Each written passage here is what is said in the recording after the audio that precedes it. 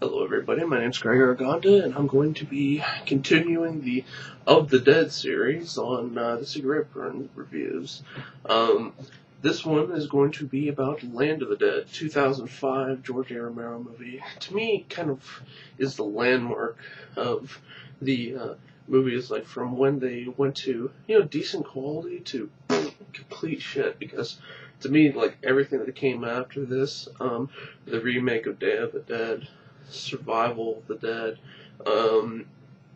definitely Diary of the Dead.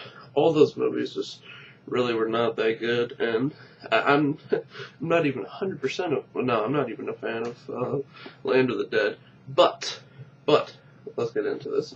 Okay, so Land of the Dead is basically about this corrupt politician named Kaufman who rules over this very nice city, partially a very nice city, and he's been using this kind of like hit team to like clean up all of his dirt. And like while this is all happening, zombies are there. They actually, I theorized to myself that this movie could have been really good without any zombies at all, because really it's the struggle between the poor and the rich. The rich being Kaufman, someone who uses poor people for his advantage, and Cholo, who is one of the lead assassins, kind of an assassin, yeah. He he wants into this very, very nice deluxe part of town to live and not worry about having to be eaten by zombies, because what it is one gigantic beautiful tower, kind of like the Bellagio, and then down at the down everything surrounding it is the slums where all the poor people, including Cholo, live. Cholo's just basically like, hey, I've been working for you for 3 years. I want to like live up in a nice mansion, and from there on, basically Dennis Hopper, who plays Kaufman, is just like, no, I'd never let you in. And, he basically like Cholo feels burned, John Leguizamo, and he's basically out to take all of his money and just burn him in every single way possible. One of the things that I do love about this movie is, well, for one, like the characters, like Kaufman, played by Dennis Hopper, is really funny. He's almost like comically evil politician. Like I give Dennis Hopper like my favorite scene in the entire movie, because there's this one scene where like it almost seems like the town's going to be completely run through by zombies, and Dennis Hopper takes all the money that he can, and he tries to bail out of town, and one of the people tries to stop him. He's like, "Hey, what are you doing? Whose money is that? Are you like stealing or something?" He's just, I don't know. Look out! Like, there's a zombie there, and he just like pulls out a gun, and shoots the guy in the back of the head. Like, this was like his supervisor too. It was really, really funny. Like, it's just that I cannot. I had to keep on rewinding it. It's just like one of the funniest things to do. Not but like 5 minutes later, he's like regretting it. But I think one of the other favorite things about this movie is John Leguizamo, because I've always loved I've always loved John Leguizamo, even when he was in that shitty remake of Assault on Precinct 13. I think that this movie, why I say that like zombies didn't even have to be in this movie, is because I like the kind of rich versus poor struggle. The poor basically fighting back against the rich, who are just basically screwing them over. And John Leguizamo kind of really does capture that role. He's just like, I'm tired of being like pushed around, and I like everything that his character encompasses. And it's well, he meets one of the most interesting ends that I have thought about a million times in this movie. I thought to myself, like, wow, why doesn't anybody want to be turned into a zombie? Whatever. This the things that the one last thing that I really do like about this movie is that this movie uses practical gore as well as CGI gore. Not too much of the CGI gore. It's like when people are shot, that's when you get to see a little bit like CGI blood go. But at the same time, there is a lot of like this movie is absolutely disgusting when it comes to the gore. Like George A. Romero really went all out in terms of trying to disgust you as much as possible. Like I think one of the most this is like one scene that I really hate and love at the same time. Alright, there's a scene where like all you see is this guard's shadow on the wall, and you see a zombie come up and grab onto his hair and tear his head off. And this is where I get into the bad, because I just hate the zombies in this movie. I really just do not like them, because there's one like kind of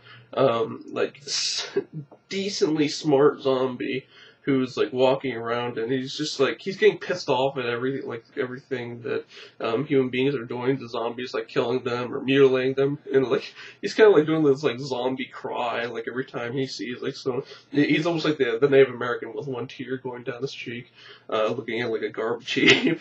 But he basically he's a tiny bit smarter, and he starts like leading this army of zombies to go after everybody in town, and it's just I don't know why it really does irk me so much. Like I like the no brain power zombies, like the zombies who are just like, you know what, it doesn't matter whether you're a good person, you're a bad person, I liked you, I disliked you.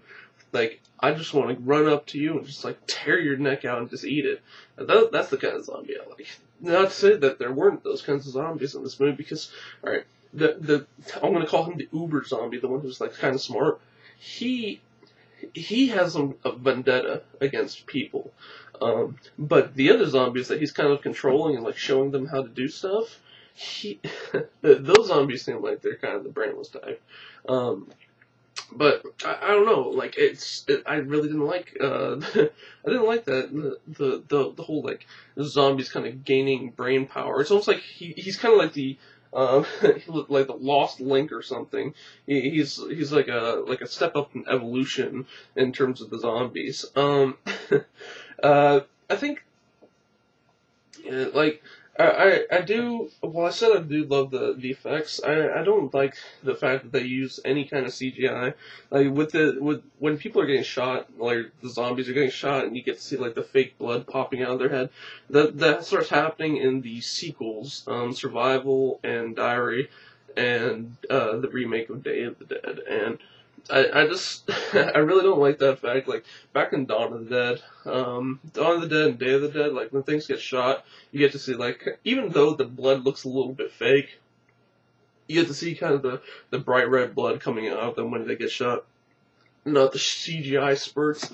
I really do love the practical effects. It's just, it puts me into the zone. It puts me, like, if I can see some real liquid trickling down, that is just so much more satisfying than any kind of, like, CGI that you can have in a movie.